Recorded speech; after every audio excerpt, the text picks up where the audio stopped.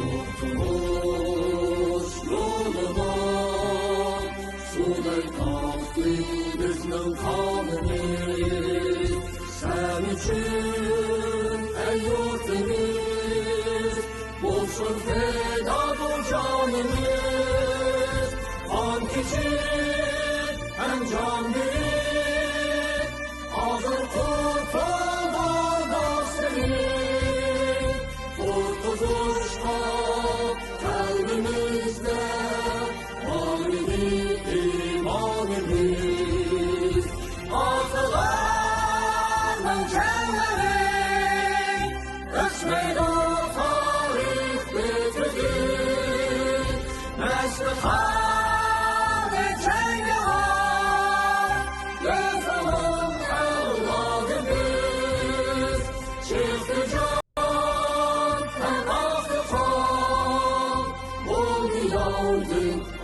aman yaşasın düşünmesin güzel istikbalimiz. Yaşasın yaşasın parlansın istikbalimiz. Assalamu alaikum, hürmetli qarindoshlar. Jasorat munbirga xush keldinglar. Bugun yana tarix o'rganishni davom qilamiz. Oraliqda Varis muallimniki hamda kun tartibi bek zich bo'lg'achqa bu muallim Turkiyada har turli faoliyatlarga, yig'inlarga, har turli ilmiy muhokama yig'inlarga qatnashgandan boshqa yaqinda chet elga bir xizmat bilan safar qilib keldi. Shu sabablik oraliq biza so'zilib qoldi tarix bu sahifamiz. Ba'zi qarindoshlar menga xat yozib va yoki Varis muallimga xat yozib so'raganlar bo'libdi. Asosiy sababim shu qarindoshlar. Ba'zilar ansirganlar bo'libdi. Masalan, bu uzib qo'ydinglarmi bu programmani? Nemishqa bekkilikqa vaqt uzrab ketdi deganlar bo'libdi. Buni qat'iy uzib qo'ymaymiz qarindoshlarimiz. Bu tarixni sistemli so'zlab qo'yamiz toki hozirgi holatimizga kelguncha inshaalloh Varis muallimning og'zidan tariximizni, haqiqiy chin tariximizni anglaymiz. Bugun ekranimizda hurmatli Varis muallim, assalomu alaykum. Varis muallim, salomat, yaxshi turdingizmi? Va alaykum assalom, yaxshi, o'zingizmi yaxshi turdingizmi, Jasorat? Ha, yaxshi, Allohga shukr. Allohga shukr, musha ko'rayotgan kunlarimizga deymiz. Sizni ma'lum emas, ko'pchilik bize saqlab qoldik. Siz abay deganimdek bize aldirashib qoldingiz oraliqda. Shu yaqinda qaytib kelibsiz chet eldagi xizmat safaringizdan. Shunga yana vaqtni chang tutib sizdan tarix o'rganishni davom qilamiz bugun. O'tgan qatam biz tarixni so'zlab shu G'ojlar davriga kelgandik. Mening hamda chala puchuq bilishimda shu G'ojlar davridan keyingi muhim ishlar shu Manjularniki tunji istilosi vatanimizga bo'lgan. Shunga yaqinlashib kelamiz hamda yaqin tariximizga yaqinlashib qoldik. Shuni bir so'zlashdan burun Varis muallim bu Manjular to'g'risida bir mujmal hukm bor Uyg'urlar orasida. Bu Manjular bilan Mo'ng'ullarning nima farqi?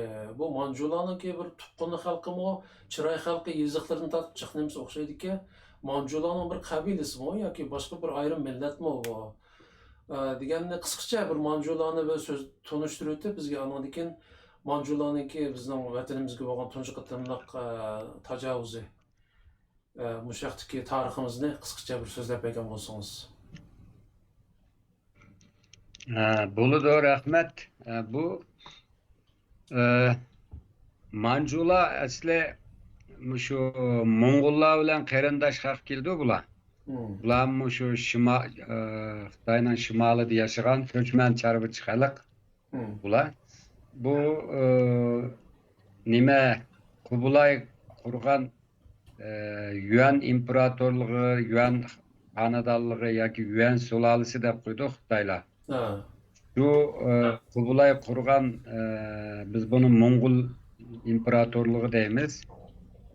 Kubilay kurgan imparatorluk zamanında bula hazırkı şu Taşkı Mongoliya, Manjuriya muşu aralıklarda yaşayan bir köçmen çarvıç halık. Mongollar bilen biraz uruk tutan kilgan bir halık bula. Keyin Kubilayning devleti mavu Ming hanadallığı deydigan bir hanadallık var Xitaylarnınki. 1368 yılı bir kozgulandın keyin kurulgan Xitaylar kurgan bir hanadan bakçı bu Ming hanadallığı. O vaqtlarda anankin bu hazırkı şu Taşkı Mongoliyadaki bazı köçmen çarvıç halk şu Ming hanadallığa qargan. Ming hanadallığı şu hakimiyetini müstehkemlagandən keyin bu köçmen çarvıç halkı bulapma Mongollar ve Haçlılarnınki uruk tuqqanları bolgan halkı naitlik eğer zulümni selip eğer bir baş kurgançı bularni. Keyin andan bu Ming hanadallığının ahırkı vaqtlarda bu zulüm haddidin eşip ketgenden keyin bu Manjular kozgulup bu Ming hanadallığını yoqtup ahire şu 1644 yılı şu Manju hakimiyetini kurdu. Bu hakimiyet başta şu Manju'nunki örf adetleri Manjularnınki ya şu burunki Mongollarga okşap ketadigan şekilde devlet başkurup nima qiladi bular. Keyin anandan keyin bular bu Xitoy kengayib tuproqlarini janubiy Xitoy taraflarga chimindaq kengayib asta kengaygandan keyin bular Xitoylar hamda shularning hakimiyeti ostiga kirdi. Keyin asta Xitoylar ko'p sonda bo'lg'achqa bu Manjular asta bu devlet başkuruş devlet işlerinde bu Xitoylarni ishlatishga boshlaydi-chu. Ondan asta bu Xitoylashib bular ko'p qismi Xitoylar ichidan bularni o'zgartirdi-chu.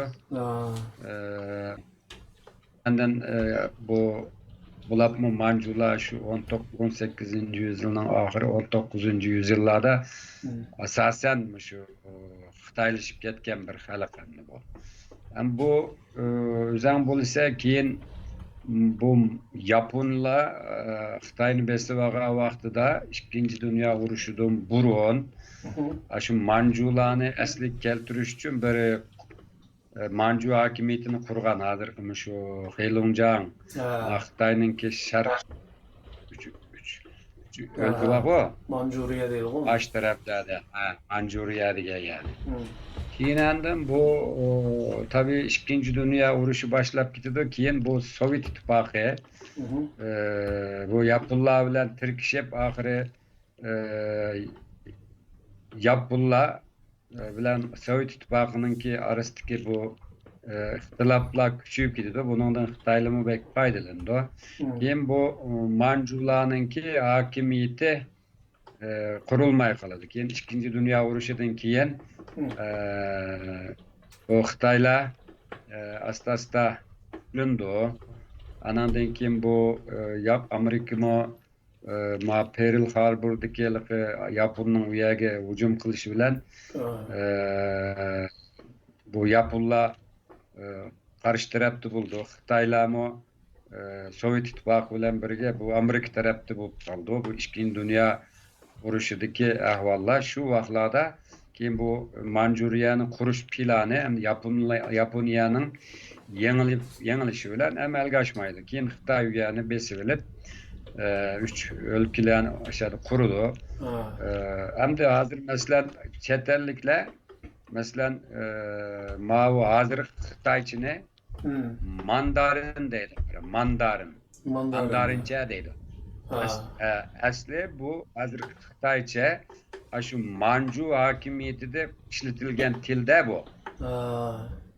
Şu Mandarin Manjular asasen 100 yıldan keyin asasen şu Xitoyning ta'siriga uchrab ketib asta Xitoylashib ketgan bir xalq. Bu bizim Manjularni Manju hakimiyetini Önce kurgan kabile, şu Manju kabilesi Xitaylardan ağır hakaret gögen, zulüm gögen bir hak bu asli. Şu zulüm çıdımay, bu kara bir hakimiyet davamlı güçlük turu vermeydiğine. O çokum o bir acizlaydıgan bunun aşı nemisi vakti kilidi karı. Şu vakti da bunun bir nemisi gazap, nefret boğanlıken aşı ula köz gelmeğen bir kançı Manju kabilesi minhanıda yer bile yeksan kılıp tamamıyla aşağını igellep aşı Manjularning hakimiyetini kurgan kalık kiyin andan bu kanda oğan bu çellon vaktidan tatip takımı güçlünüp kiyin kengaymiçilik kılıp hazır kılmış o Sibirya taraflarga şark iştiki ve taşkı Mongolistan muş Manjuri hem yani asli baş kurganda bula. Keyin kanda oğan bayam aytgandek bularninki aşı Xitaylarning ta'siri bilan Xitaylar asta sınıp kirip bularni Xitaylaştırıp etken bu tajavuzçuluk nemege özgürüp ketken ve bularning chegirisi şu hazırki bizning Turkiston il vadisigacha kelgan. Amaliyotda bu yerga qadar tajavuz qilib kirganlar burunqi Manjular emas.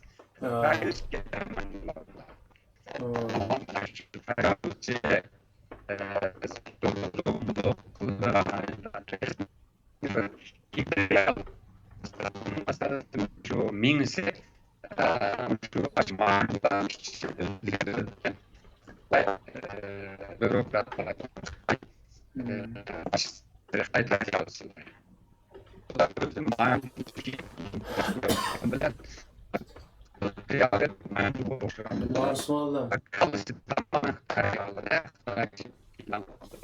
Varsmalım. Avazınızda kaçlık örüldü. Avazınızda kaçlık örüldü. Avazım mı? Hazırca. Hazır yaxşı. Hazırca. Hazır oңşaldı. Belki degan Oңşaldı mı? anlayamay qoldik. Şu qarğan qayerdiki Hazır axırkı 3-4 minutluq gepingizni anlayamay qoldik.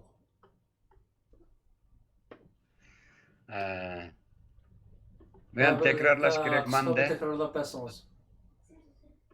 Buldu. O Manjular tuncu kurulgan vaqtida aşı Manjularning örf-odati aşı Manjurcha baş kurgan, lekin Xitaylarning qat'iyligi baş kütagizimgenço. Ularni aşı quldek işletip aşında tarixdagi ölçünü algan. Çünkü Xitaylar öz vaqtida bu Manjularımı, Mongollarımı şunda ağır zulüm qilib etkendiki, şununga ahirindeki partilar bular Şimali Xitay tarafını egellep hazırkı şu Beijingni paytaxt qilib qurilgandan keyin bir mezgil bu Xitaylarga qat'iy yo'l vermegen bular. Keyin bularning tuproqlari kengayib bir imperatorlikqa o'zgargan. Ham keyingi shu 1644dan 1750 yillargacha bu aralıkta hem de bular asasen şu özünün şu etrafındaki yerlerge hükümranlık kılgan bolsa şu 1750 yıllardan keyin kengayimchilikka qarab mangan.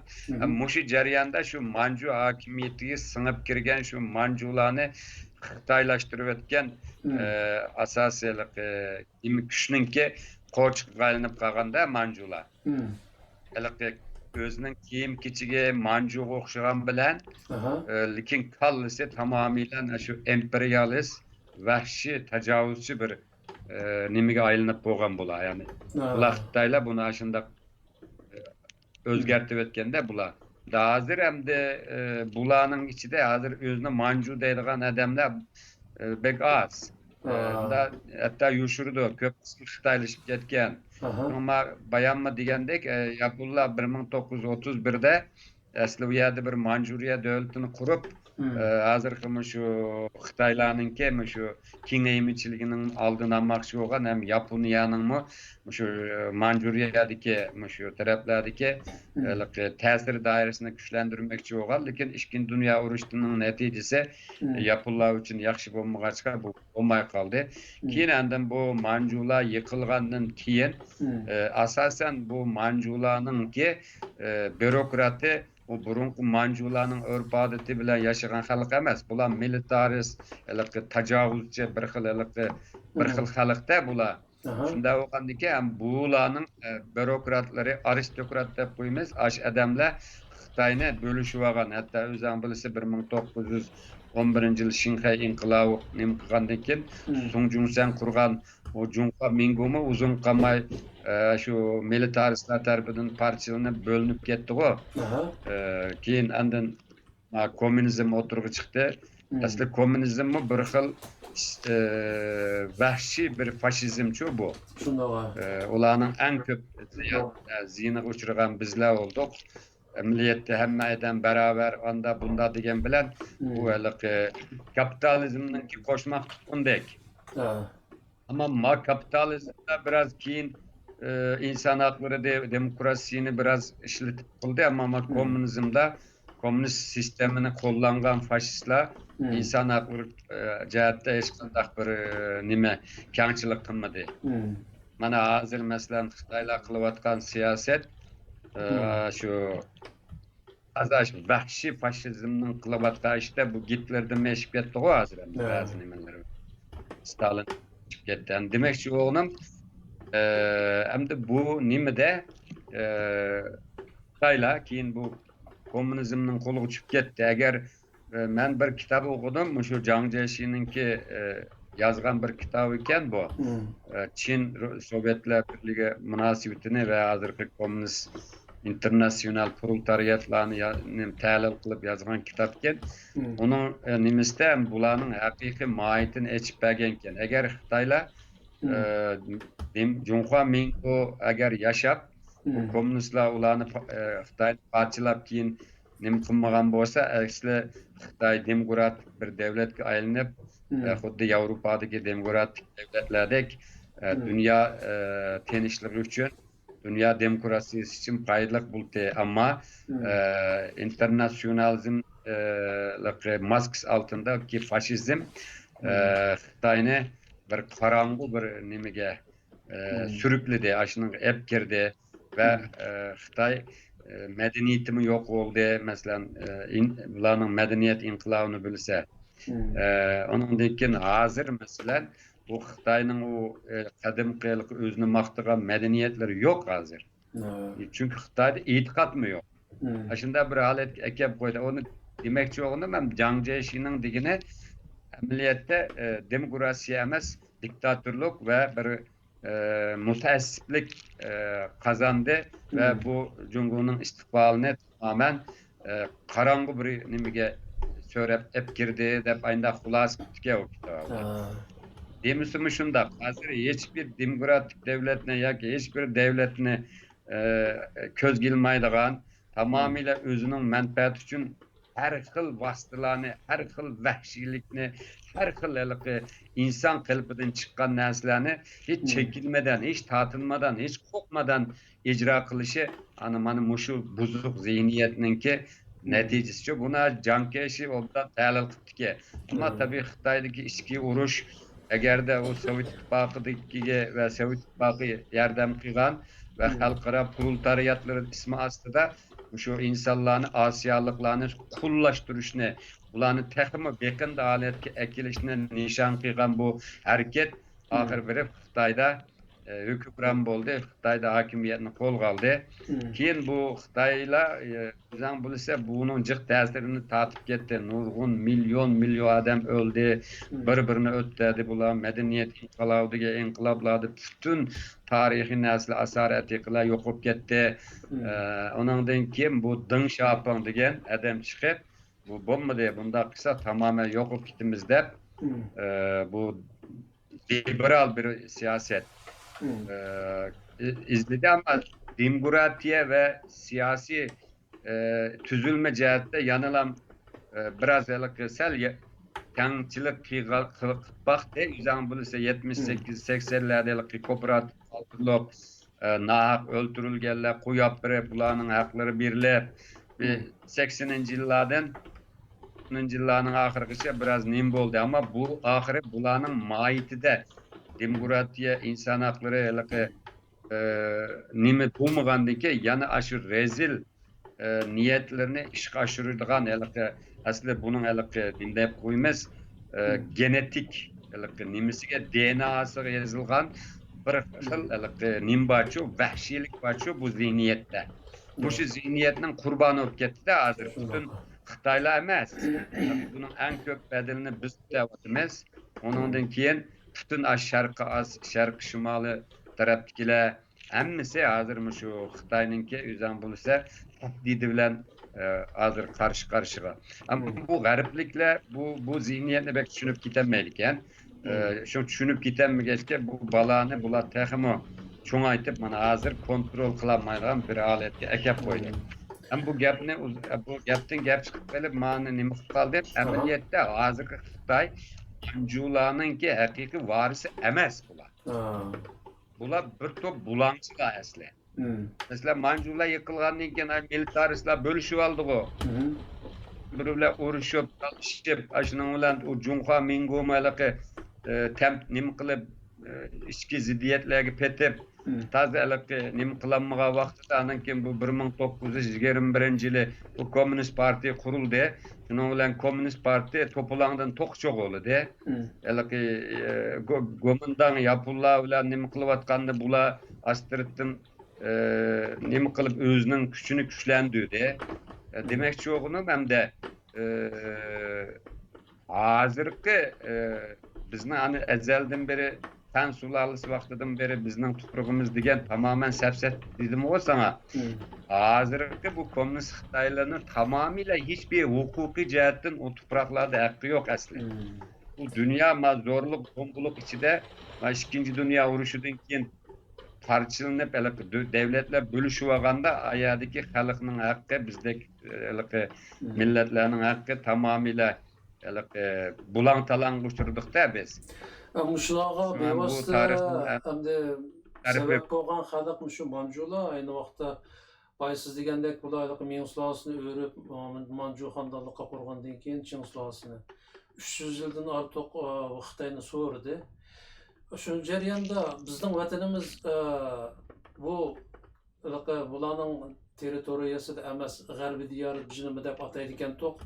Qanday bo'lib bular bizning vatanga tajovuz qilishni o'ylashib qoldi va bu tunji qatimqi tajovuz qilib kirishi qanday yuz bergan? Hem bu madak ötkende mi dedik G'o'jalar devri asasen G'o'jalar şu Cungarlarninki nimisi de küçü bilen başbuğan hem de. G'o'jalar ameliyette Korçak hakimiyetçi. Bulan aşağıya hakimiyetinin beşiği çıkışıga yardım kılgan Cungarlı de.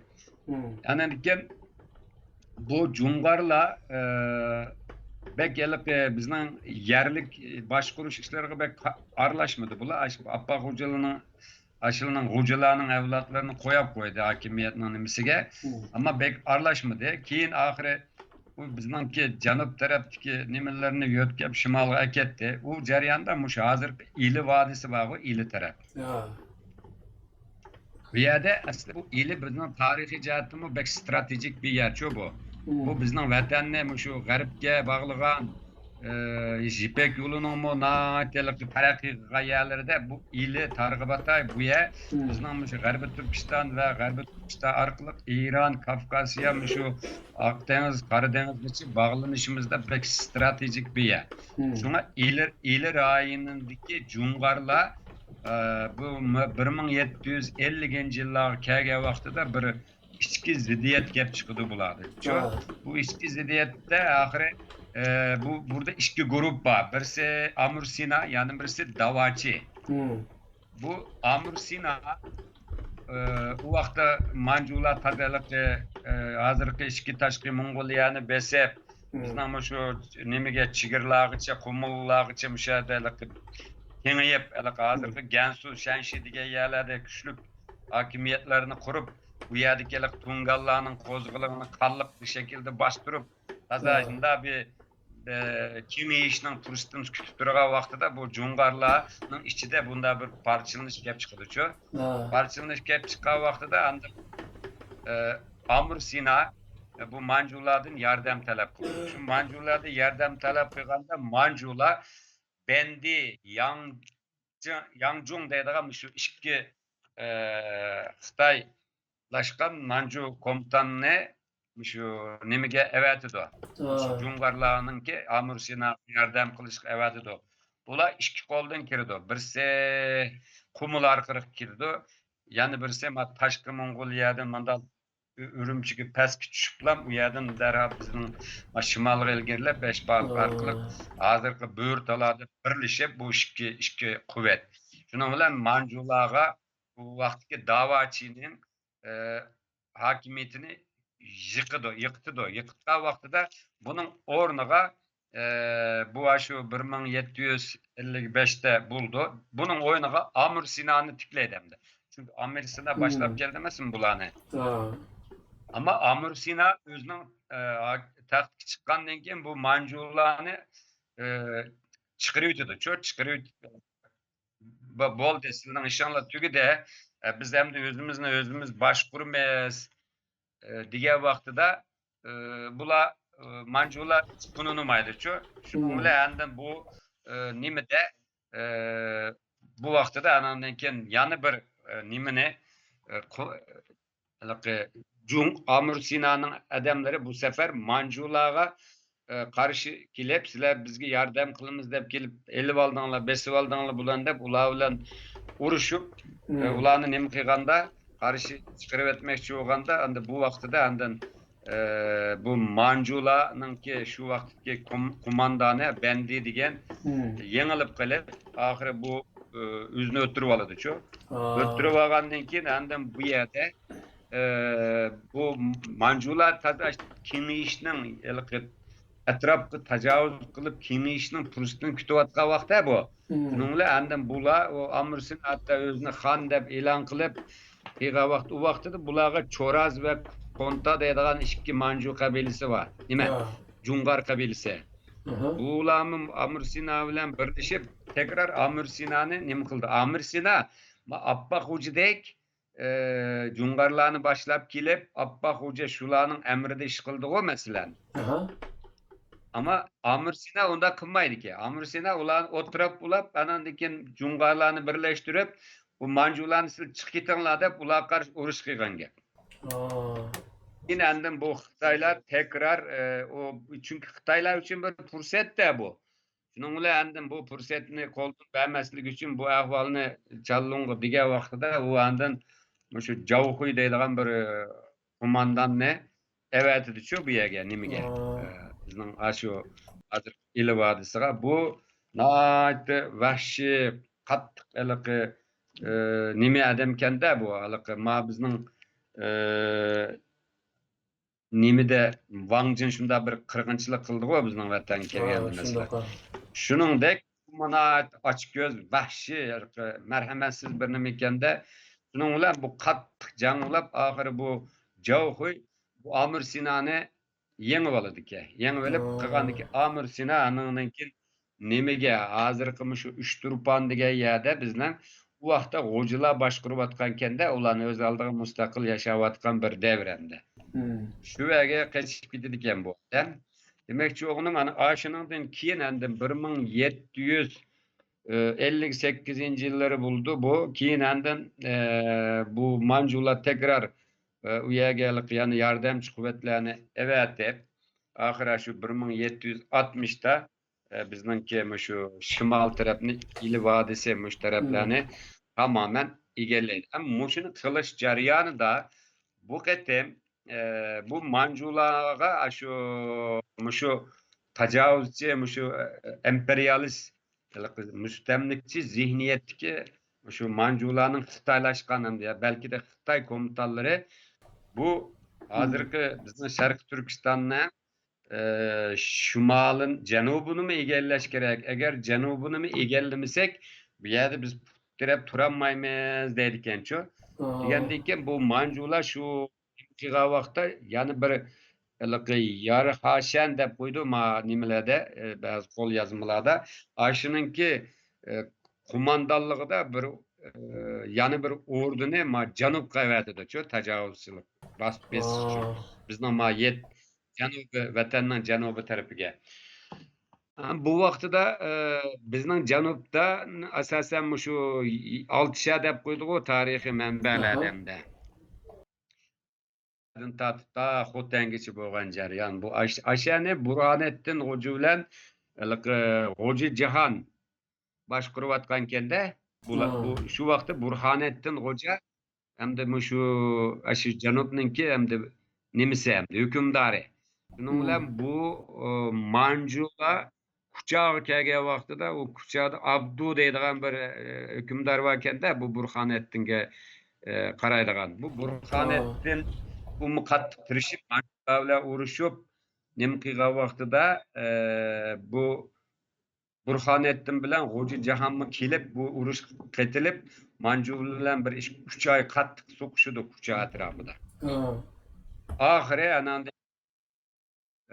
qarshi asta-asta ojizlab yengilligini tuğanda bu bir maxfiy bir shpiyonni avatib nimaga Chalonxonga Beijingga bu yerda shunda bir qaymoqdek bu shimolni asosan qo'lga tushirib bo'ldik. Agar janubni qo'lga tushamisak bu ham ketadi, buncha bola to'lagan badalimiz bekor ketadi deb uni qoyil qilgandan keyin bu yerga anandagi yana cho'ng bir qo'shinni yana avatidi. Shuning bilan bu nimaninki Burhoniddin G'oji bilan G'oji Jahonninki bu Kuchadagi nimani yerib tashlab, bu Manjular hozirgi shu yakangacha keladi-chu. Boshqa bu taraf janub ashagacha bu jarayonda bu Burhoniddin bilan G'oji Jahon hozirgi Badaxshondagi bir yerga kelib Sulton Shoh deydigan bir odam boshqurdiki u vaqt yana. Shuningga sig'inadi hamda shuningga murojaat qilib qilgandan keyin bu Manjular hozir bu nimani bizning janubdami asosan nurg'un qon to'kildi bu jarayon, nurg'un ishlar bo'lib ketdi.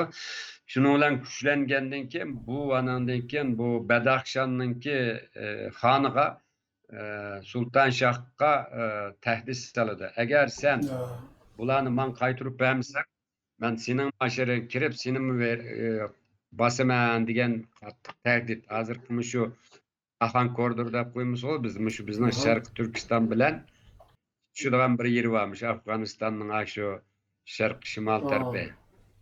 Shuning bilan bu qo'rqib ketib, hamda tirik bermay bu ikkisini o'ldirib, kallasini berdi nimaga?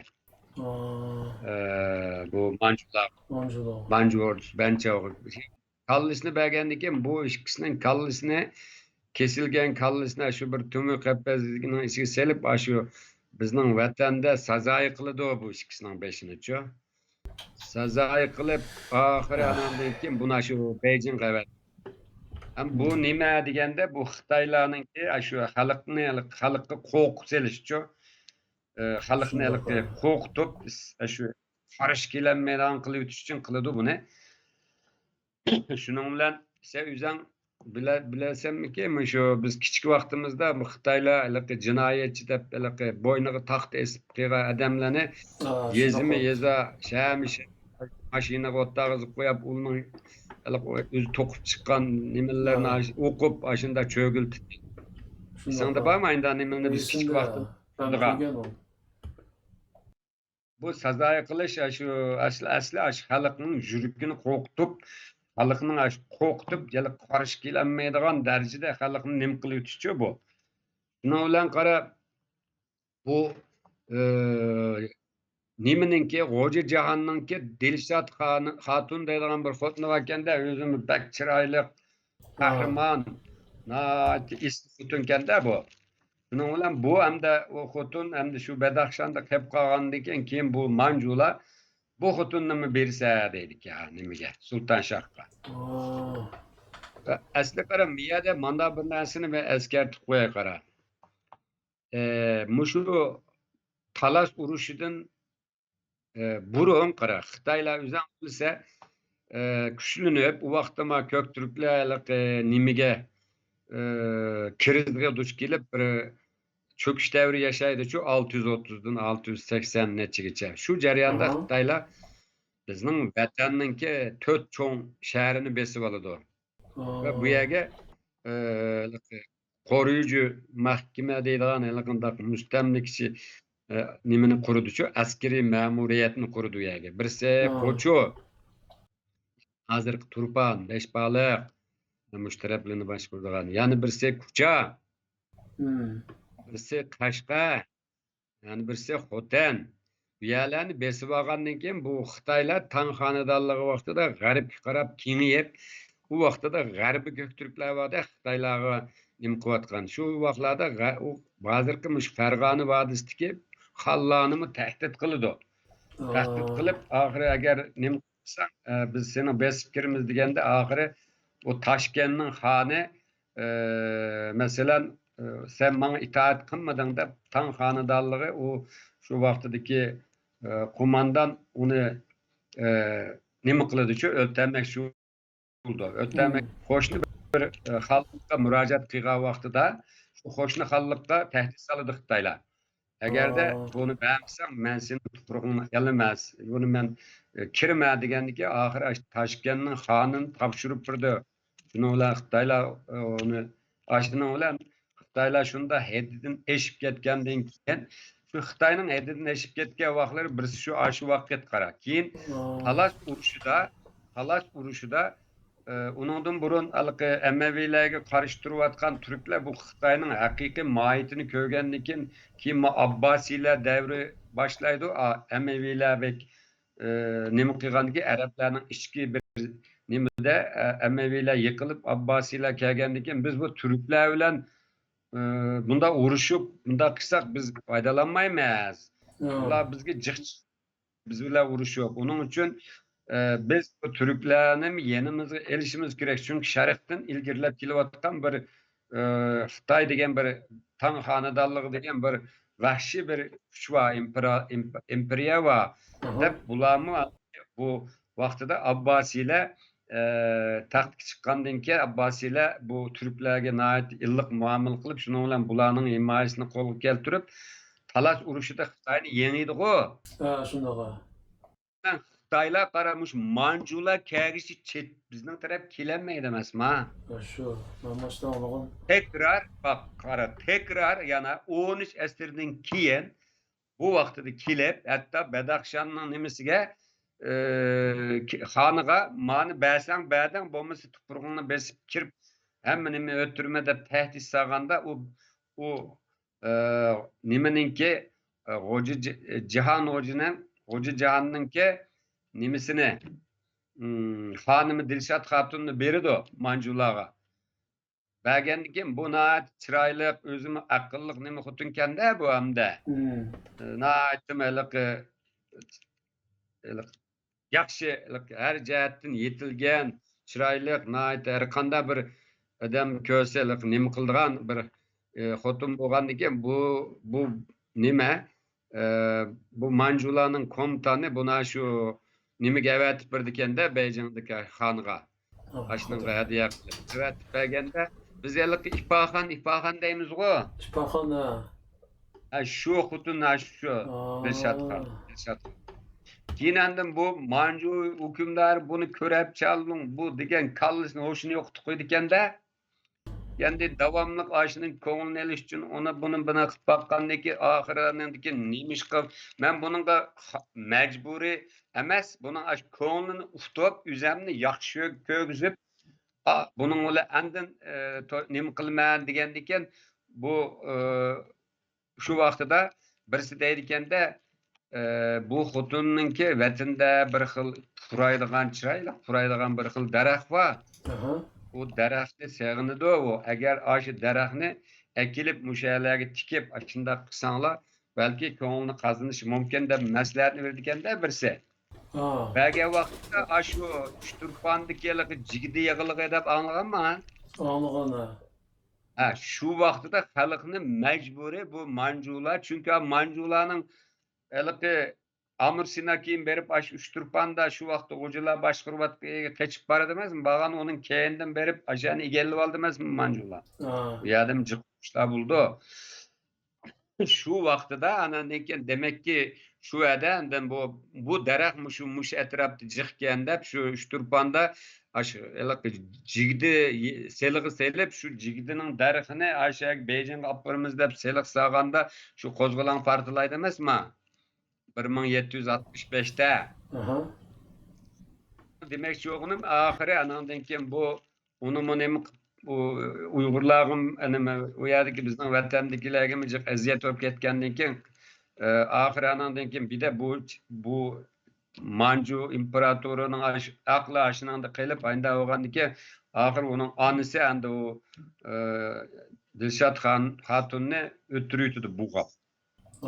Çünkü kalışını yoktu buydu kendepçi. Neyse demekçi oldu. Şunun bilen andan bu Manjula muşu vatanının ki şimalını mı şimalını ağandiken cenubunu mu alıdı. Şunun bilen 1763. yılı kelgende bizden vatandık en stratejilik bizden muşu Garbi Türkistan bilen muşu başka Mongoliya, başka muşu Rusya muşu taraflı bilen tutuşuduğun şu ili'deki köredigen yerge anandikin ili Canjun mahkemesine kurudu bular.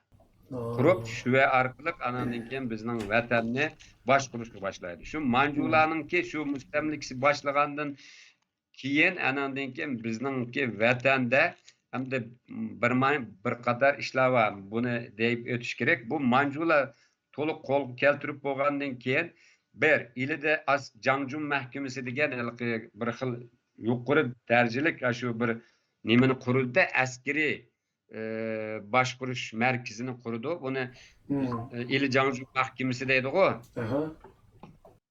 Andan bununla nurgun şu baylıqni izlab жүрген, haqni bulan talan qilish orqali o'zini bayqinmoqchi bo'lgan ochko'z qo'mondonlarni bu yerga ekildi.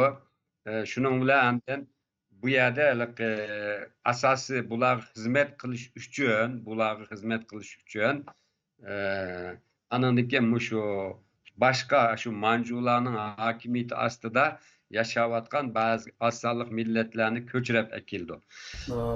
Muşunun arasında qara bu şu vaqtida şu Tungallar bir kozgulan qile bazı Gansu, Shanxi atraf qilganda Manjular qattiq bastırıp etkençi bularni. Şunu bilan bu her taraf ketken. Şu jarayonda endi mingdan ortiq ahalini shu bizning shu Sharq Turkistonga ko'chirib kelgan ekan.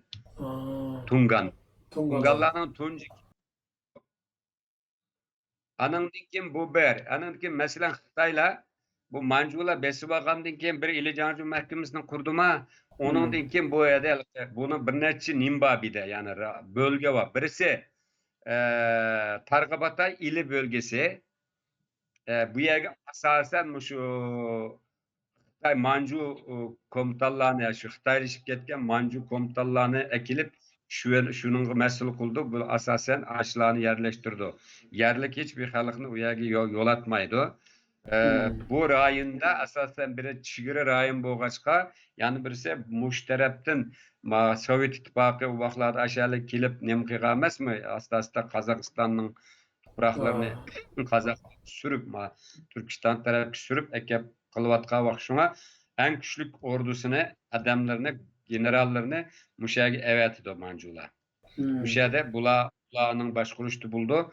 Bulanın aile tababatları ve bulağı hizmet kılıdığan şu Tungallı dek, Şibeli dek, bir sürelik asıllık milletler var o şu Manjular'ın önümüzde. Şimalı Xitay taraflardan, hazır Gansu, Ningxia taraflardan şuraya götkep ekildi o.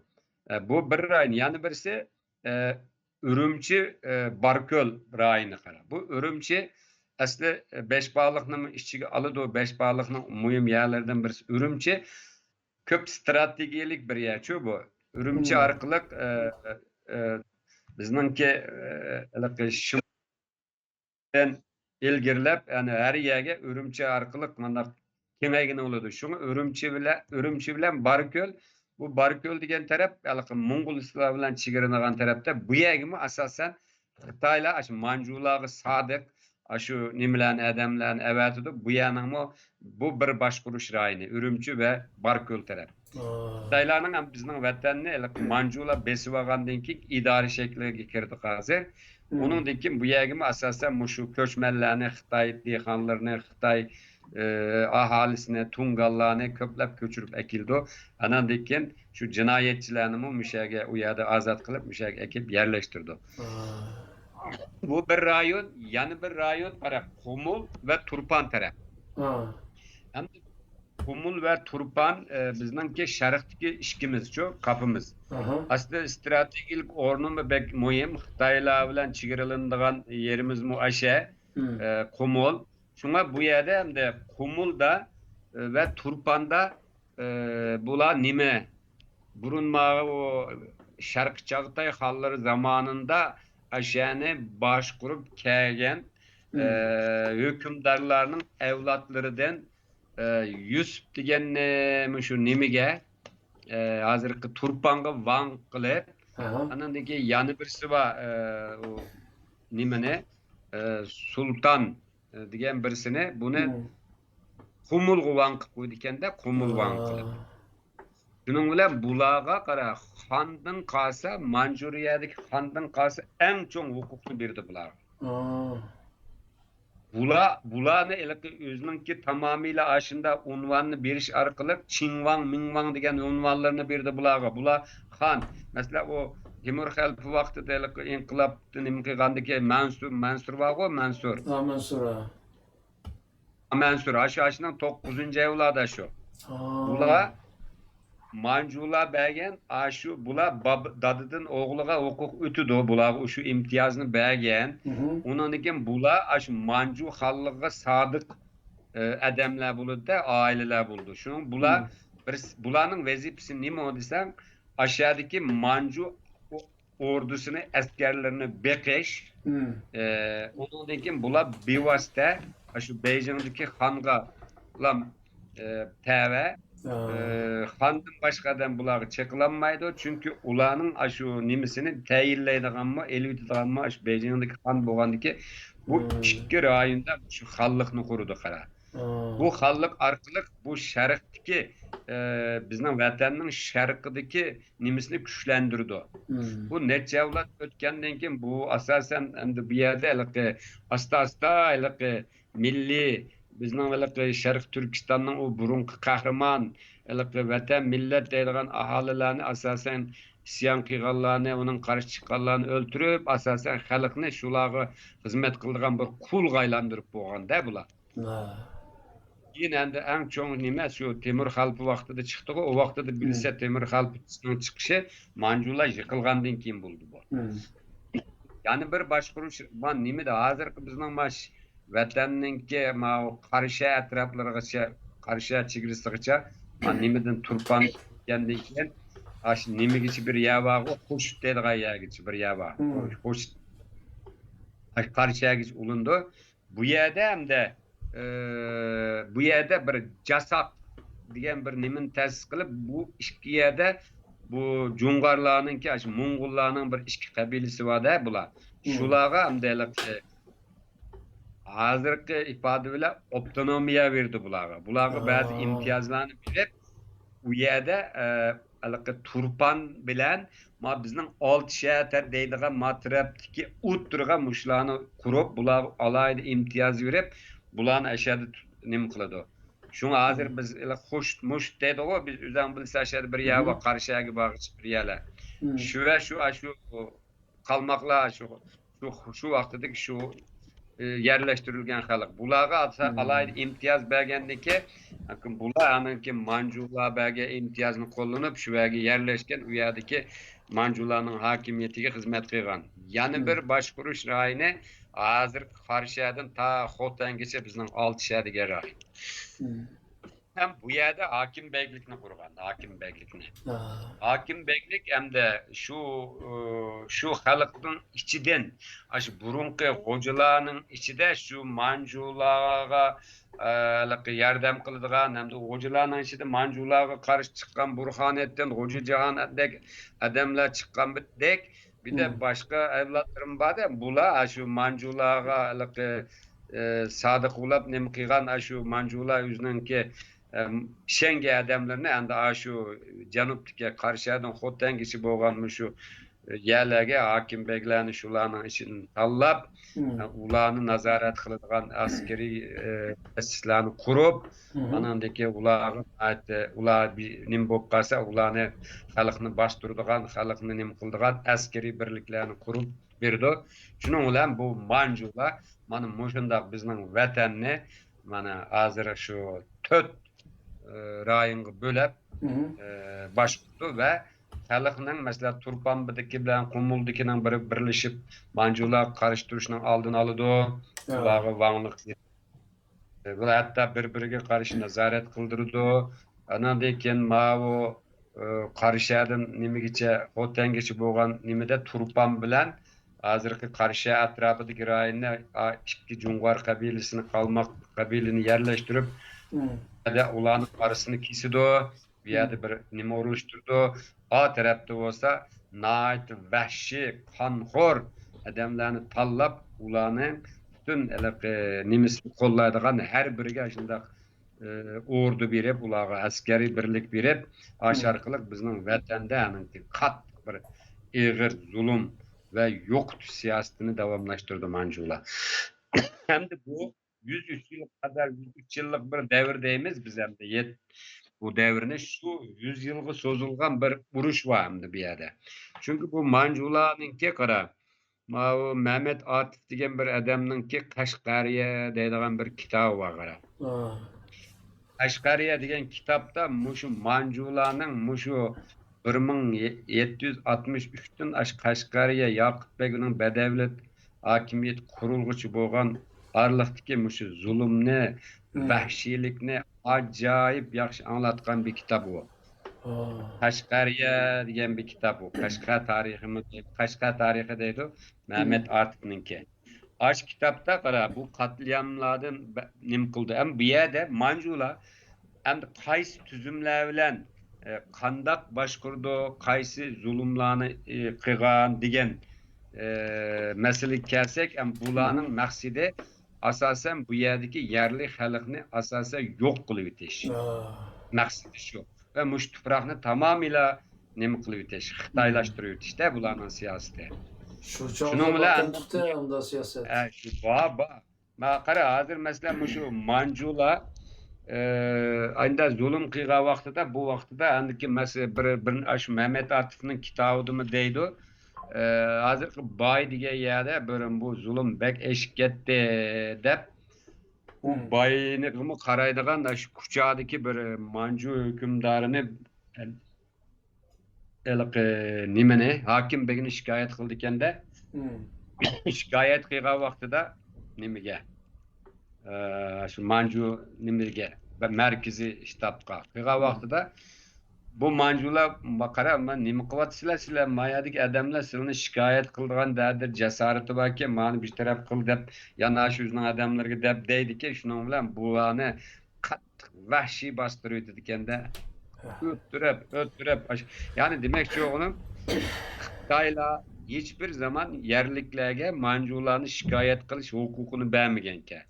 Yani birisi epkegen Xitoy askerlerge, manju askerlerge ameliyatda bu manju degan hozir Xitoydek şu Xitoy so'zlaydigan ameliyatda manju ismini qo'llangan bir qotil, tajovuzchi, qaroqchi bir xalq hamda bu.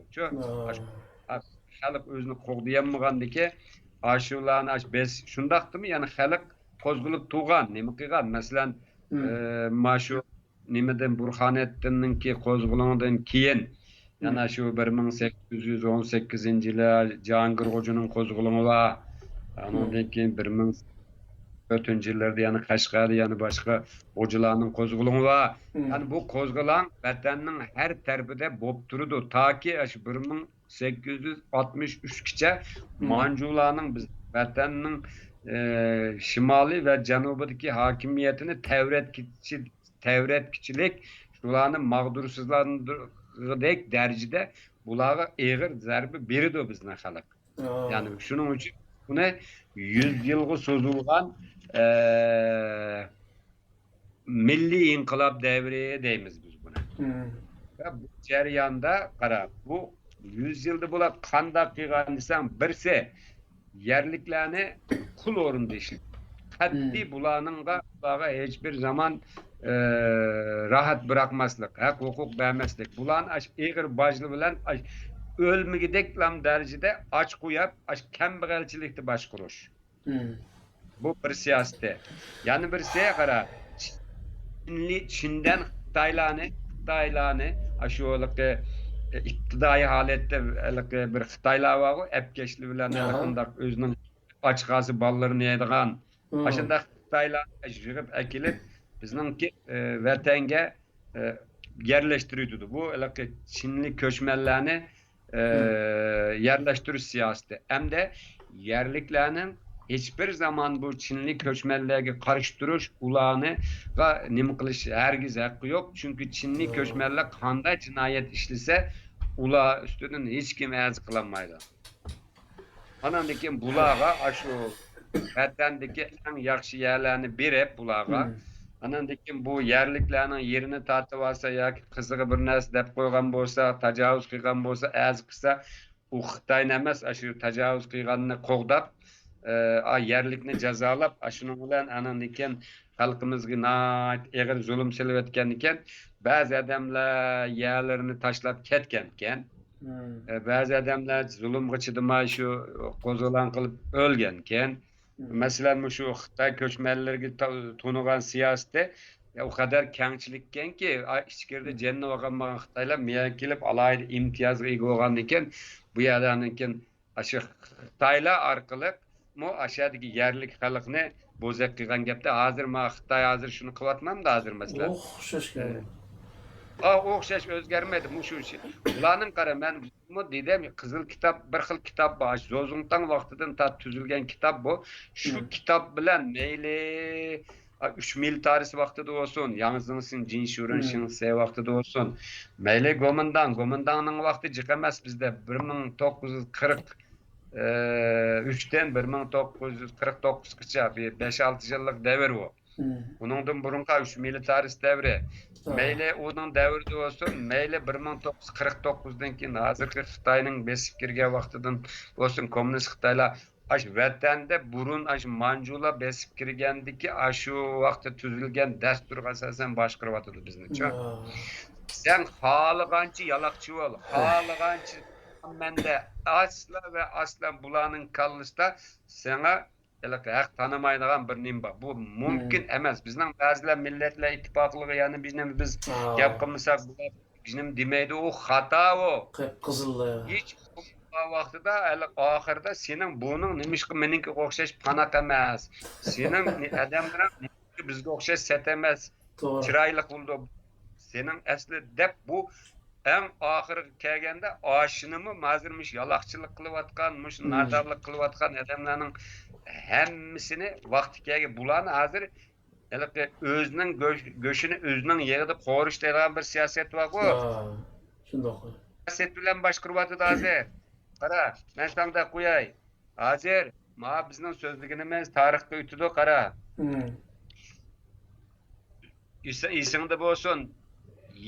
5. yol Ürümçi katliam bo'lgan vaqtida Ürümçidagi ba'zi Uyghur saqchilarning yuzurga chidamay kiyimini selibitib uniformasini bo'ldi deb qilganda nereden keldi bilamiz? Shularni bostirib ashunda zulm qildigan odamni Janubdan keldi o. Nemishqa janubdagilar mushunda desam, bunun bir nechta tarixiy sababi bor. Aşu Manjula vaxtida hakim beylik devrida muşularning ailəsinin şecerisini tutgan gap. Ulardan kimga ishinib, kimni qanday ishiltish, hamma nemisini biladi ular. Shunga sen qara, aşının ko'z oldida o'zining qizini, o'zining xotinini bijnimi qismi o meyli deydigan odamlar var bularning aşağıda. Şu derecede. Adet qara, şu janubdagi mush narsa keyin chidamay xalq. Tabii hamma odam unda bo'lmaydi-ku, lekin malaning oqisida mush hakim beylarning oqisida bulağını yülep durduğun bulağının sel bizim bolsa bulağı kural bilen yardım berip halkının beşini izdiğanga askerler bergen bulağa. Ulanın gücü yetmege vaqtda bu askerler besip bergen gap. Şunun bilen bu ahiranındaki yani çıkmagan emas. Xotende, Yekende, Kaşkada, Kukçada, İli'de her tarafta bu Mancularning bu müstebit zulümü karşı kozgulanla davamlıq boptuğan 100 yılga sözülgan kozgulanda nurgun adamlar bedel төлep şehit olgan. Şuningdan keyin bu Mancularni biz 1763 kelgende yo'qitib bularni asas nemisini 5 rayonda bizde milliy hakimiyet kurulgan qara. Xotende Abdurrahman Paşa, Yekende Abdurrahman Hazret, Kaşgar'da Sıdık Bey, Kuşad'da Raşidin Bey, Ürümçi tarafta Davut Halpe, hazırki Turpan'da yani bir nimba şu vaqtida nurgun Mancularning adamlarını öttürüp Turpan'daki nimini zulümni tüketken. Yanından ki Mavu İli'de İli Sultanlığı Alihan Türe, şunun bilan ahiri anandaki halk bu uzunga suzulgan urushda bularning hakimiyetini nima qilib yo'qitib anandan keyin bu 5'ini birleştirip Xoqandan kelgan u vaqtda Xoqanni tazi Ruslar besavaga vaqtda ba'zi Xoqanninki davlat arboblari bir qism odamlar u yerga taqab ko'chib ketganda Yoqubbek degan odam Xoqanlik odam bizning odamlarni boshlab kelib şu hozirgi şu Qashqariyada bütün şu yerlik hakimiyetlerini birleştirish orqali tarixda biz Qashqariya devleti degan devletni şu vaqt qurgan. Onun ömrü bek uzun bo'lmaydi. Şu 1865'te birleştirdiğimizde 1876'gacha bu nem qilib ketdi. Çünkü Zozungtan bu qatam güçlük 60 mingdan ortiq odamni boshlab kelib Ruslarning yardımı, buna ayrım deymiz. İngilizlerning mu onu ayrım deyli endi Mavu hozirgi Qara, yani bu narsa Xitoylarning birinchi Manju istilasi davrida ijro qilgan siyosatlarning birisi qara.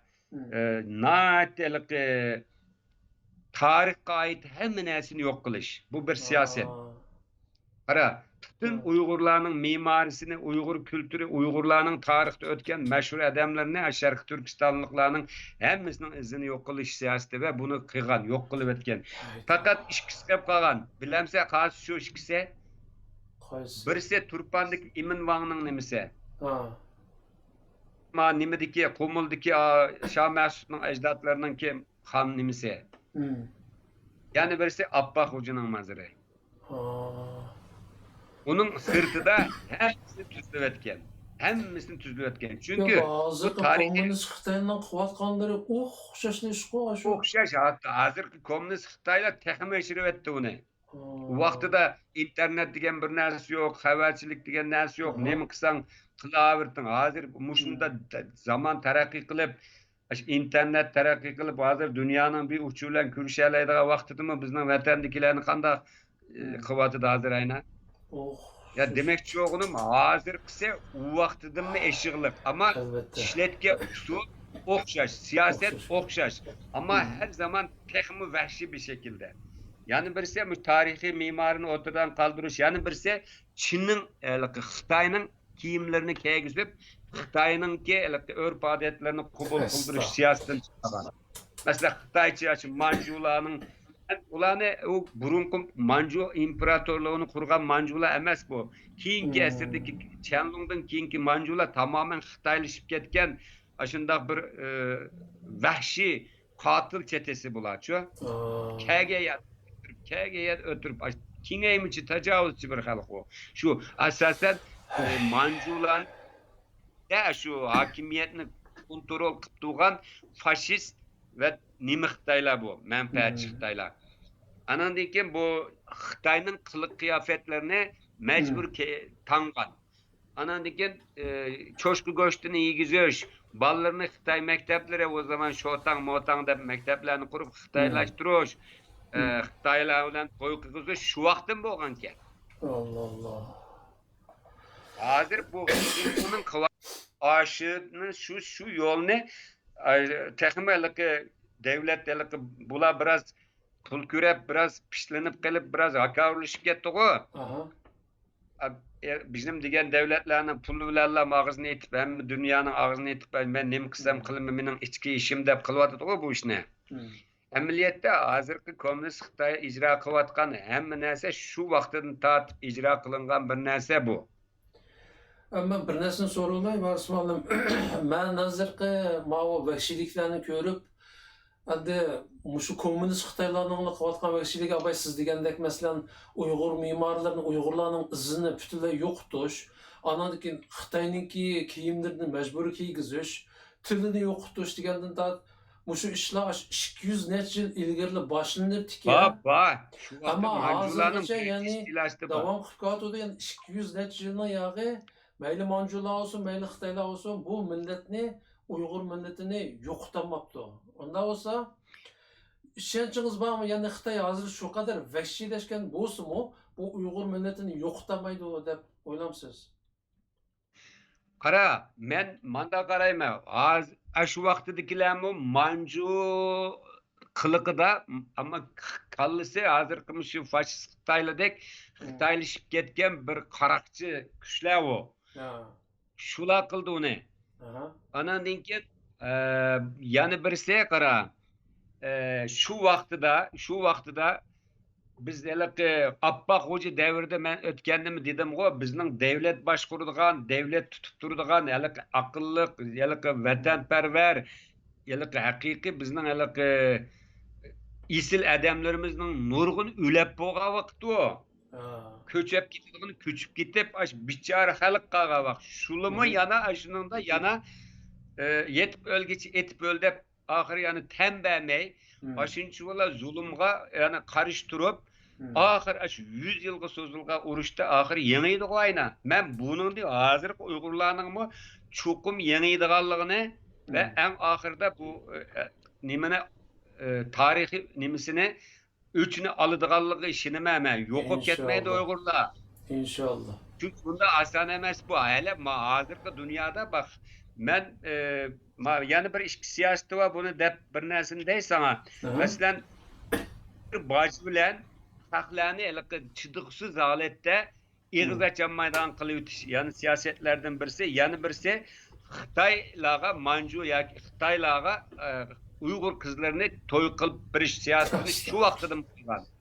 Ve mecbur haqlarning qizlarini og'izgan. Manjuga kelgan, bo'nguzlarni yeyizgan. Şu vaqtida mı yeganli ba.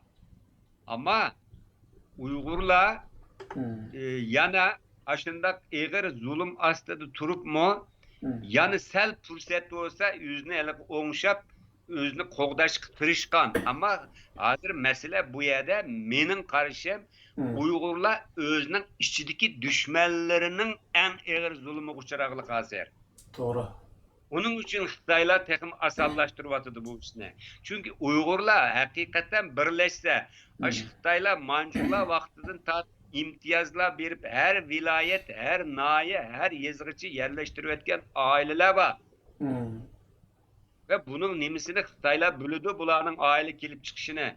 Lekin bizning Uygurlar bu munofiqlardan hesap oladigan bir nimi yo'q bularda. Hatta shular bilan o'tirib bo'y to'killarda o'tirib nim qilaverdi. Ey munofiq, sen qaysi yuzi bilan mana deb yuziga tukanmaklikda hozir mana keyingi 2-3 yilning yog'ida chet el dedimi satchiliklar bo'ladi deb bir Uyg'ur chiqib, ey sharafsizlar de bir birisinin tek bir burnunun kan tipi yüzüge tükürüp baktım ha. Yani demekçi oğlum bizim asas muşunda nem kılışımız ben şunu deyme. Bu Xitoylar bizni yo'qotib bulanmaydı ama biz özümüzün içindeki muşu hainlarını, özümüzün içindeki muşu düşmanlarımızı bir taraf kılmay durup düşmenge karşı güçlenmeyimiz biz. Doğru. Bunun için bizde birlik gerek. Mesela Xitoylarning maş köktürükler vaqtida nima qilgan bir bazı materyallarni ko'rdimmi? Aşında Tang xonadonininki imperatorining bir gapi bor ekan. en ahirki Türk ölgüçe Türk yengildi dep karmangla degan bir gepi var. Doğru. Hmm. Yani demekçi oğlum bizni yengip bizni bundaq nem qilib tügütüp bulanmaydı. Ha. Ama bunun bir vakti buludu. Hmm. Demekçi oğlum Xitaylarning maqsadi biz bilen yaxshi inak bir zamanni nima qilib ortak yaşap öteş emas. Men buna Ya, 30 yıl asla bo'lib onda kelgan. emas. Unda emas. Sen ananı versen mi? Ha. Kızını versen mi? Ahiri akını ver deydigan haq bu. Şundoq, to'g'ri. Bunu kaçan düşünüdü bu millet. Shu. Bunun için bizning bir nima o devlet yardım kılamiki, Trump manda kılamiki, yani yok kardeşim sen uyul taştık ittifaklaşıp Uygurla işçideki mikropunu tazılap Hmm. hatta gerekirse bedelini tölep candın keçmigiçe cananga yetkin olmaydı digen gapni biz digen go. Şundoq. Kim canında çekip bu vatan için millet için fidakarlık kılvatıdı o. Hmm. Hemmisi beşini içi tüvelip muşunda kılıp oturup Hmm. dadağını öttegenge ananı ve Hmm. bilmem yani biznimi kıyğanğı yani biznimeğini ve dep tusa bu. Hele. Shu. Bunun için demekçi oğlum bu Mancularının devrdeki siyaset ahiri tabi büyüktanmadı. Hmm. Ahiri yani huddeliki sene karımızla eğirgendinken bir kuyaş çıksı şapı da şu sular şırıl ekip kökten nime ot yaşla ünüp tabiat uygunup yeşil olup ketkendik Uygurlarmı yani aşında fırsette yani çıkalaydıgan bir halk. Bulan 200 yıl burun mu yıldızını tükütenmegen hem de hazırki şaraitta texnikinin bunda terakki kılgan şaraitta teximi tükütenmeydi o. Ha. Bunun için menin bir tarihçi Ulaş Sütün bilen Hmm. halkımki müracaatım şu. Hmm. Biz aldıda içimizdeki mikroplarını bir taraf kılıp bağışıklık sistemi yani immünotluk deydi o tıpta. İmmünotluk gücümüzü arttırsak biz enindinkin hiç kim bizni bozak kılamaydı. Bu mesela çet eldeki hükümetler, siyasetçilerimiz setip yavatkan Uygur'unu. Anındinkin bu çet eldekilerinin ne delik aşındak eliki Abbaq Hocanın evlatlarıdaki eliki Hakim Begli'deki naçar karakterli adamlarını tuyuksuz ekilip derneklerini kurdurup onu bunu kıldırıp başka çıkarıp bu yap astırıp şunu bekuvatkan yani şula. Shu. Şunun için menimce bir millet özünü kutkazmaça başka bir millet kutkuzup koymaydı. Doğru.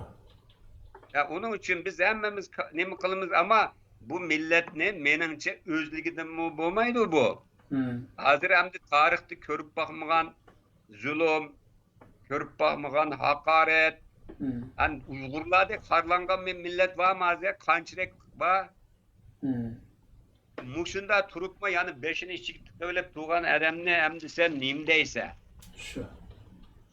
Bizden kılalaydığa işimiz şu tarihini eğitiş arkalık tecrübe savak elip ma tarihten ders ibret elip doğru yol mavu dep şu okutkucu muallim bulaş süptümüz bilen bilgilerimizle halk bile ortaklaşış. Halkımızga bir faydalık bir iş olsa onun bu yol köstüş. Bizge bu cihette hemkarlaşıdığan mesela başka gruptaki adamlar var. Mesela Saudigelerimiz. Onun dinken mesela vatanperver dini zatlarımız. Onun dinken halkımız. Yani bunların hemisi nimkiga vaktidan bir cemiyette üç grup adam bakara ve milletin takdirini belgileyeleydigan. Birisi şu alimleri yani bu ben penni dini alimde bu milletini bölüp koydu. Yani birisi ben sana şunu da koyay. Bizni bazı dini ramkılarının içiki sulu verip başkuruvatıdı. Bunundan biraz önce çıkış gerek. Menimce vatan üçün işleş Allah'ın emri hazır gep. Beş vakit namazını kaza kılmagan bilem ama vatanda ütevatkan her bir gün, her bir zulüm onun kıygan namazını beki akıllı ütüdü. Doğru. O kork gep o. Şundoq. Sen oldu bilen Allah bergen cennetlik vatanını koğdiyalydın mı? Bu vatan Hmm. için nemiş kıpmadın sen? Bu yer sağan mecdin, bu yer bilmem nemi kıkan o kuruk petvalarının hiç nemi faydası yok. Aş vatandaki her bir acı aşağıdaki bir kardeşimizin ahzarı yıllık ibadetten şu yutudu. Ras. Top doğru. Hiç faydası yok. Hazır şunun için ben deyme. Bir ilimhanım mı dinim Allah'a şükür ben bir Müslüman atıdın, anadın doğulgan adam ama hazırki Uygurlarının yaşatkan dini din emez. Allah'ın Şundoq. istediği bu emez. Şundoq. Emez bu. Bunda bir ben şunun için bu dini ramkıdan çıkıp gerek.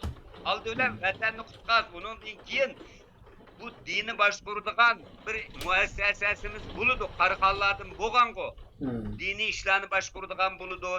Örfi işlerini başkurduğun buludu. Marif işlerini başkurduğun buludu. İktisadi işlerini başkurduğun buludu. O buludu. Ama sen hem nersini bu şu dini radikal güçlerinin veya ki mollalarının çangılığı seppe geçke 3 ettirsin biri işin gününü görev atı sen. Ras. Bir Abdülkadir Damollam çıkıp bu banga yolumuz yol emezken biz özümüzü ıslah kılmışsak, biz ilim bilen kurallanmışsak de halıklı hareketlendiyse vay bu bid'etlik kıldı, bu anda kıldı, manda kıldı de öttəgiz ötke yani şu halıktı. Ras. Şu vaxtıda bu adam Bukhara ve Semerkant'ı çok ilim tahsil kılgan kat alimler olan hem söhbet o adam. Kin uladımı bir neslen ügünü fetvalarını elip vatanda bu terakki kılış, ıslah kılış, bid'etlik emez. Dep aylık konu hurabilerge karıştığı vaxtıda kin ahire bunu aşağıda bir chet el elçixanalardan bir istihbaratçı bunu yok kılışının yolu ma emasmi deb bir gapni qilib qo'yib elqi mazin o'tagizitdi bir adetdagi odamga. O'ttagizib o'tgan vaqtida shu vaqtda Buxorodikilar 3 kungacha matam tutib mushunda bir odamning qimmatini bilmagan odamning qiyomatgacha ko'rdig'ini va debdiki. Ya isloh qilishni o'tirib qo'ygan odam Abduqodir Damollamni o'ltadi.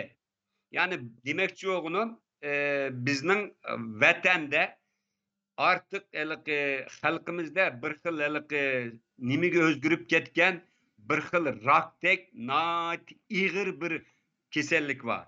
Bu kasallikni davolamaguncha bu ba'zi ramkalarni chiqib tashlab haqiqiy shu dunyodagi nimaga moslashib dünya milletlerinin nima elib, tecrübe savak elib hamma narsani ve milletni qutqizishni birinchi o'ringa qo'ymaguncha bu milletninki nimasi qiyinchiligi qari kunlari tugamaydi, texmi xarlanib, texmi izilib, texmi shunda holatga keladi.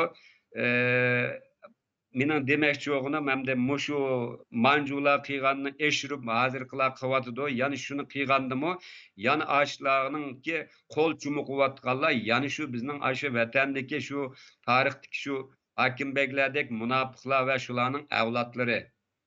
Bular chet eldan baki hozir ko'payib ketibdi. Ko'ryapmiz ondalarni chet elda. Endi bu bugun so'zlaganlaringizdan shuni his qildimki, hamda bu hozir kommunist Xitoylar amaliyotda shu Manju davridan tortib olib berilgan shu razil siyosatni kopiya qilgandan boshqa uni kuchaytirib oxirgi maqsadi yanala mushu millatni Sharq Turkistondagi yerli xalqini yo'q etish uchun jon cheklashga tirishyapti-da. Bularniki Shu.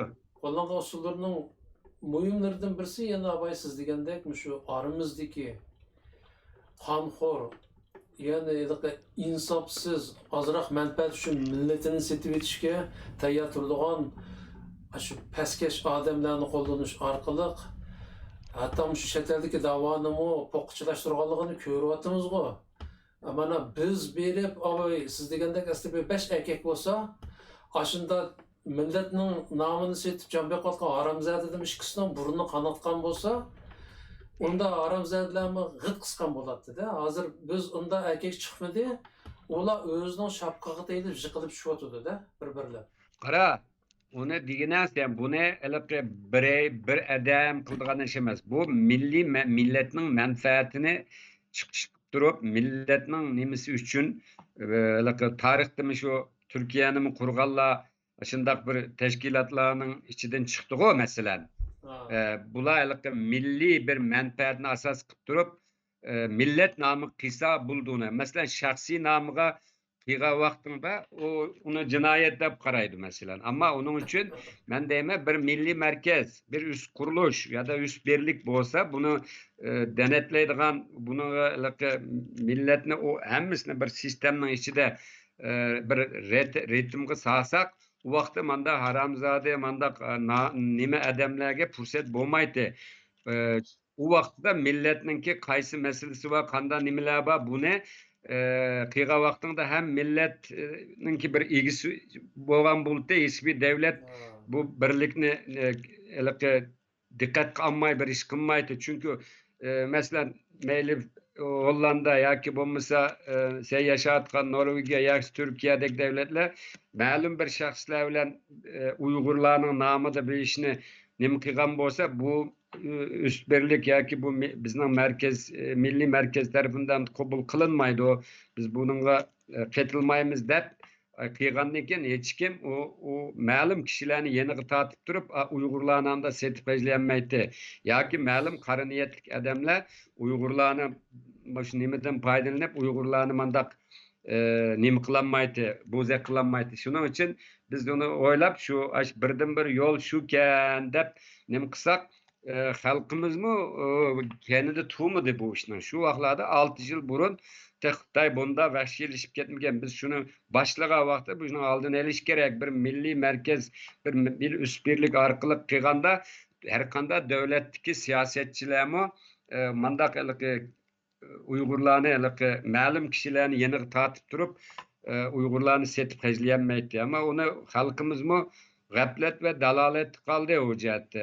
Demakchi o'g'lim, ona qara bireysel emas bir milliy merkezning nimisida. Masalan sen senin vatanın işgal kılıngan, senin halkın ezilayotgan, harlanayotgan, tajovuzga uğrayotgan halk bo'lgandiki, senin düşmanga qarshi yapgan harakating o merkezninki harakati meşru bo'ladi, huquqiy bo'ladi. Hech qanday davlat sen nemish mandaq qilding deyolmaydi. Ama onu sen bireysel hem öz aldığı nima qilsa, onu nima qila oladi. Shuni biz bir birlik kerak deyishimizga sabab bu. Hozir shu dushman kuchlar shu birlikning amalga oshishini ichki va tashqi dushmanlar shuning oldini olyapmamdi hozirgacha. Hozir endi sizlar 6 yilning oldida o'tirib qo'yganda hali xo'sh bo'lgan. Bizning his qilganimiz shu, bizning ko'ngilimiz hali xo'sh bo'lgan. Balaning o'tirib chiqqani, uch ziyolining o'tirib chiqqani nihoyat yaxshi bo'ldi. Bir to'g'ri yo'lni ko'rsatdi deb bir umidlanganda, ya'ni inshaalloh bu to'g'ri fikr bo'lg'achqa mayliqa tashkilotlarni egallab biz Uyg'urning vakili deyotganlar qo'llaydi buni deb o'ylagan, ammo nihoyat afsus ular qo'llamoqda yo'q, sizlarga qarshi chiqib, sizlarga haqorat qilib, hatto bir rasmlarni sizib qilib ketdi-ku. Mana endi 6 yil o'tgandan keyin shu cheriklar bir-birlab yiqilib hozir xalq nima deyotdi deganda isloh kerak, bizga cho'ng bir isloh kerak. Ya'ni haqiqiy millatga vakillik qiladigan bilim egalari, qobiliyat egalari o'tirg'i chiqsin, yetaklasin, ma chiriklashib, satlashgan atalmış teşkilatlarını shular o'tkazib bersin. Ham yana shu üst qurilma degandek bir narsa lozim ki bizga bo'lmasa bo'lmaydi degan ko'z qarashlar hozirmi mavjud. Hamda inshaalloh biz savri bo'lsa bir ishlar ochadigan o'xshaydi amalga asta bunaqa narsalik vaqt ketadi bilmaymiz. Ham sizlarmi ishinglarda bu o't bor bilma Varis muallim. Boshqa ayni vaqtda shu o'rtaq shu ideyani o'tirib qo'yganlarmi shu fikrda bo'lishi kerak. Shundoq tasavvur qilaman. Ham sizlar yana doim ovozinglarni chiqarib tursanglar, ma'lum tashkilot deganlarda xili cho'ng o'zgarishlar bo'ldi. Ya'ni cho'ng cheriklar yiqilib bir yangi bir o'zgarishlar bo'layotgandekmi qiladi. İnşallah sizlar kutgandek, ya'ni biz kutgandek, ashundoq bir markaz o'tirg'i kelsa, bu millatdan umid bo'ladi yani. Bo'lmasa hozir qanday chechilgan holat ketaversa, bizning istiqlalimizdan söz etiş tasavvur qildigandek, chunki bizning dushmanimiz dunyodagi eng kuchli dushmanlarning birisi. Biz hozirgidek chechlang'u bu altimiz bilan mumkin emas tanklamaymiz bu dushmanga. Shunga uyuqtashdek uyushqandila bir umid paydo bo'ladi. Bugun varis molim bir yarim soatlik vaqtimizni aytdik yana. Mavo Chingsulasiniki Manjularniki tunji istilasini jarayonini bir anglab chiqdik. Uning olinibla baysiz tilga olgan Yoqubbek Badavlat to'g'risida qarindoshlarimizniki so'rgan nurg'un savollar bor. Mushaqda sizniki bir tafsilroq bir deb berishingizni kutdi ko'pchilik. Buguncha aramasak varis molim oldimizgi programmada shu birinchi istilodan keyingi davrga ulabla tariximizni qisqacha yana bir so'zlab bergan bo'lsangiz. Bugun ko'p vaqtimiz oldik. Cesaret vaqtimi buraya beripti. Mayada demek oğlum bu Mancu istilasını biz iki devrge ayırımız. Birinci Mancu istilası, ikinci Mancu istilası dep. Hazır biz birincini anlattık. Onundaki arada bir Yakup Bey'in devri var. Bir 10 net yıllık. Onundaki ikinci Mancu istilası devri. Bunu keyinki leksiyada anlatsak bulduk. Bayam sen diyen nersini ben bir nersi koşum çıkıp koyay. Hem adam ya bular doğru deydiğimiz şunda kılıç kerek deydiği lekin bu işine kuraş durduğu Allah yok. Ya ki bu mesela bu işe kol tıkıp şunda kılayla deydiği yok. Bir fikir kara doğru fikir emniyette bir nimige icra kılınmışsa o havada kaldı. Bu bir. İkincisi hazırgıça mençe bu dernek teşkilatlarını A'dan Z'ye tamamıyla bunu bir gözden geçirip ıslah kılış gerek. Islah kılış gerek. Bu ıslah kılmayı durup yeni bir oluşumda yana bayam etkan falan dek yani netice maydı. Yani birisi muşu ceriyanda muşular bilen muşu netice almayılgan muş halkını koldulup жүрген adamlarının hemmisini süzgeçten geçiriş gerek. Bunu biz hazır istihbaratımız bulmagandaki kılamayımız. Kim işledi, kanda işledi, nime kıldı. Hazırki vaziyet şunda bir vaziyet ki hakiki vatansüverler hainde qarılınıp hayırla milletin beşiği çıkıvagan bir devir hazır. Millet nadan bolsa bunda adamlar bazatıp gidiyor şu. Bir yerde hazır millet yeniden bir çıkış yolu arıvatkan bolsa onu tamını yolu geçe yeni tamını selep yeni bir islahat bilen yeni bir nim bilen güçlük bir şekilde hareket ötmese bulmadı. Çünkü bizden düşmanımız tolumu hiligar ming türlük hilisi var bir düşman o. Belki yana bizden hazırgıçı bir bulundu saklap koyga yaki olmasa bir nim koyga adamlarını yasaplam onu bir kahraman kılıp çıkarıplam yani kalkının beşiğe hep kılıç. Onun mu planı var? Onun da mı o işler bulaş gerek? Hem de yaşaydıgan, kördügan zulümünü kördük yeterince. Hazır hayatki vatandakiler kan jığla bazı anlasak aynaş kızlarını Xitaylarga mecbur toy kıldırıp kılmasa ularını apırıp sulayımız dep tehdit kılıp muşu derecede ya oylap bakı bu vatanga kirip tecavüz kıldı, baylıklarını buludu, adamlarını ekilip yerleştirdi, onu kıldı dedi. Hem de üyümüz geçirip zotanlık kıvatkan gep. Halkının üyü geçirip. Muşunda bunun da mı artık yani nim buludu hem de. Benimce bu doğru hareket hem de tamamıyla yeni bir çoğun bir özgürlüş arkalık çoğun bir nim kılmışsa yani şu adamlıyken o buların benim çıkmaydı deydi o. Yani birisi benimce Uygurlarının ki akıllıkları, ziyalileri, vatanperver dini zatları, puluvaları hemmisi bir nimini, milli birlik sepni oluşturuş gerek, şekillendiriş gerek. Bombasa bu işten bir nimi çıkmaydı o men sana da. Ben burunmu bir programda diyeceğim ma Finlandiya'nın müstemlikeden kurtuluşunu anlatkan bir dünyanın en yaxşı devletlerden biri o hazır demokratik her cihetten. Beyaz Zambaklar Ülkesi deydigan bir kitap bakara. Atatürk aş kitabını okup ki ondan şu askeri mekteplerde aş kitabını derslik kıldırıp okup ki bizning xalqimizning ichida qanchalik o'qidi onu uqmayman. Beyaz Zambaklar Ülkesi Türkçe'ye tercüme kılınıp ki o. Yani aşını bir sen okup çıkıp hamma adam bir yerga kelish kerak bu yerda. Bu bir üç ziyolining yoki bo'lmasa bir odamning ishi emas.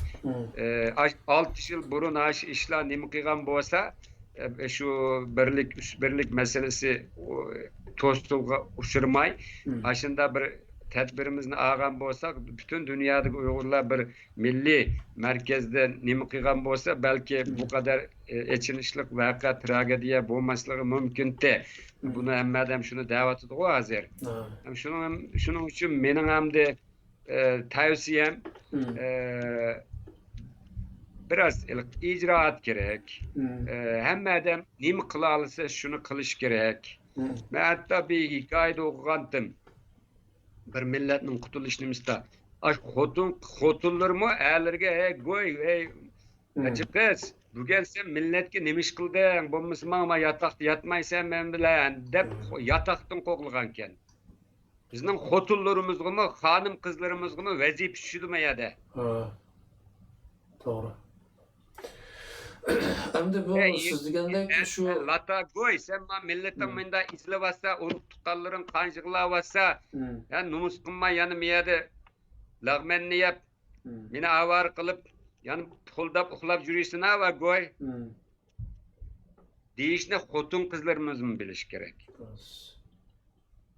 Bu millatchi bir harakat bo'lish kerak bu yerda.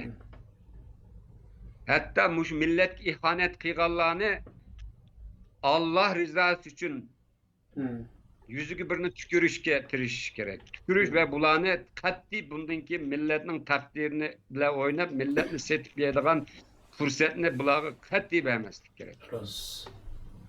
Buni qilmagan taqdirda bu millat tarixning cho'piga aylanib ketadi hamda. Gapning xulosasi tugitayli jazorat hamda bizni diye musiqa bizning qo'rqadiganimizmi mushu hozirgi mushu yarma salimiz davom qilsa bu millatning axlat dövsiga tashlanib o'tadiganligi, tarixni yo'qolganligi aniq, muqarrar. Shunga bu ishda nayt aniq ko'rinib turibdi. Sizningmi ishingizda o't kuyidiki, ham sizga o'xshash boshqa ziyolilarimiz shundoq. Shunga shu siz degan ishlarni ishga oshirish uchun sizlarning axloqinglar, sizlarniki yo'l ko'rsatishinglar, sizlarning hatto yetaklashinglar kerak bo'ldi millatga. Şuna biz bu pat sizlarni ekranga chiqib sizlarning o'yinlarni xalqqa anlatishimizdagi maqsad mı shu? Menga qilsam mening gapim o'siroq, ammo sizga o'xshash bir professor, doktor, bir olim qilsa xalqimiz anglaydi, qabul qiladi. Ham mushniga bir harakat qilsa qopgan mushlar bir yo'l ko'rsatsa, tashkillansak deydigan bir hech bo'lmasa shunday bir shakllanadi. Hem asla bir hareket boğulsa inşallah. Aldığımız günlerde bu doğrusu da mı? Yani sizden fikirlerinizi alımız var ismadım. Bugün Mancu'nunki tuncu istilası doğrusu da kıldık. Bunun olapla inşallah Yakup Bek devrdeki hikayeni, tarihini benim o bek anlığım var. Hatta da sizin yeni bir avarkamız var ismadım. Bugün şunçalar vaxtınızda acırtıp bizden bildi boğunuzga bizge şu tarixni qisqacha berganingizga ko'p rahmat. Yana bir ko'rishguncha omon bo'ling. Xayr. Allohga omonat. Bo'ladi, xo'sh. Rahmat. Xayr. Allohga omonat. Görüşemiz yana omon bo'linglar. Biz ishlagan videoga qiziqgan do'stlarning samiga.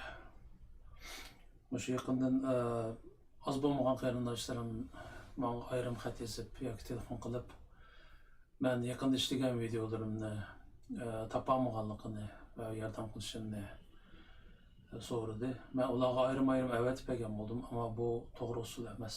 Chunki birsi mening vaqtim ketadi, birsi sizlarning videolarni tepishinglar qolay bo'lmaydi ekan.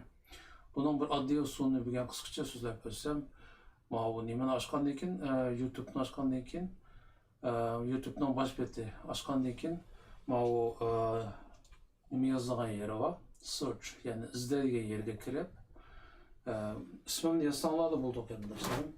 Yani cesaret, ümit deb yazsanlar tizimlikte çıkıdı. Sığınmağı. Doğrusu. Ayağı birisi üyünü dokaptı.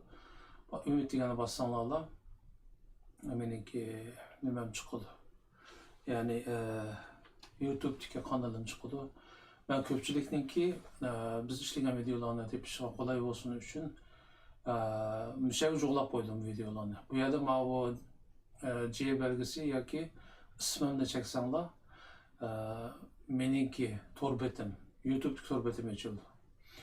Bununla dikkat kılsanlar bir kan sahibi var. Mesela en yeni işlengen videolar şu türbede var. Mesela Varis Muallim bilen işlengen Tarık'a ait videolarımız bir şeyde var. Bunun başka temalarım aralışıp kaladı bazıda. Onun için köpçülükün ayrım temalarda biz işlegen videoların tepsi kolay buluş için mesela tariximizga nazar degan temada maxsus şu Varis Muallim bilen işlegen videolarni mishaga jo'lab qo'ydim. Bu yerda ko'rinigini 5, agar davoman ne desanglar ma'ni bassanglar uni oxiri chiqadi. Hammasi play all degan hammani qo'y deganini bassanglar şu baştan tartib, şu birinci kısmını tartib hozirgacha işlengen kısımlar hammasi to'liq qo'yildi. Ondan başka bizden kanalımızda hani 240 yakın video var ki hemmisideki biz özümüz işleyen videolar. Bulardan içinde mesela bir inqilobiy hikayem var. Mesela Qara Uyg'urlar. Bu asasen ilgili nemede takıtılgan, YouTube'da takatmagandık, WhatsApp'ta takatgandık. Keng ko'lamda tarqalgan hikoya. Mushunda izlab shurganlarmi borki, bir şey qarasanglar mana Qara Uyg'urlar degan ayrim temada buni qo'yib qo'ydik. Ama o'ng tarafini cheksanglar davomi chiqadi. Ve yoki baştan hemen anlayma desanglar, addi, play all, hemen anlat deganini bassanglar, bütün şu videonu, şu Qara Uyg'urlar hikayesini anlap chiqalaysizlar başdan oxiri. Ama aslında bu başka mesela en hozirgacha en ko'p ko'rilgan videolar degandek nimalar temalarım var. Demek ki bizning videoga qiziqadigan qarindoshlarimiz mana bu şey kirsanglar, şu usul orqali hamma videolarimizni topa olasizlar. Ondan başka eğer bir yeni video ishlanib qolsa, darhol menga xabar kelsin desangiz, uni yo'lini bekma oson. Bu yerga kirib subscribe, ya'ni abone bo'l degan yerni chekib qo'ysangiz, bundan keyin bizning kanalimizga yeni bir video yüklense, sizga darhol uqtirish keladi. YouTube'ni açsangızlar başpatda ko'ra olasiz biz yeni qo'ygan videolarni. Bizim o köpçülükdeki biz işleyen videolarni ko'rish qolay bo'lishi uchun bundan keyin muhim deb qaralgan videolarning hammasini shu kanalga qo'yib qo'yamiz. Shunga oddiy usul bir şeyga subscribe, ya'ni abone bo'l deganni chekib qo'ysangizlar, menga telefon qilib xat yozib avara bo'lmaysiz. Inshaalloh hamma biz işleyen videolarni topa olasiz. Rahmat ko'pchilikka.